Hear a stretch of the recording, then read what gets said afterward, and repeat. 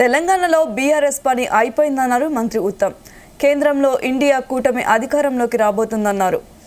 సూర్యాపేట జిల్లా చిలకలూరులో కుందూరు రఘువీరారెడ్డి మద్దతుగా మంత్రి ఉత్తమ్ కుమార్ రెడ్డి ఎన్నికల ప్రచారం నిర్వహించారు. మోదీ మరోసారి ప్రధాని అయితే రాజ్యాంగాన్ని మారుస్తారని ఆరోపించారు.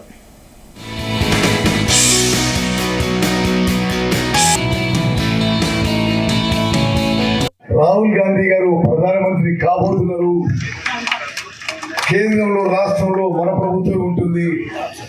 మరి మే 13న చేతి గుర్తుపై మీరందరూ ఓట్లు వేసి వేయించి చిలుకూరు మండలం నుంచి భారీ మెజారిటీ వస్తుందిగా విజ్ఞప్తి చేస్తున్నాం. బీఆర్ఎస్ పార్టీ గురించి మాట్లాడే అవసరం లేదు. బీఆర్ఎస్ పార్టీ పనైపోయింది. బీఆర్ఎస్ చంద్రబాబు చెప్పారు, మొన్నటి వరకు బీఆర్ఎస్ ఎమ్మెల్యే ఉంటే అతను ఏ విధంగా ప్రవర్తించిండో అందరికీ తెలుసు.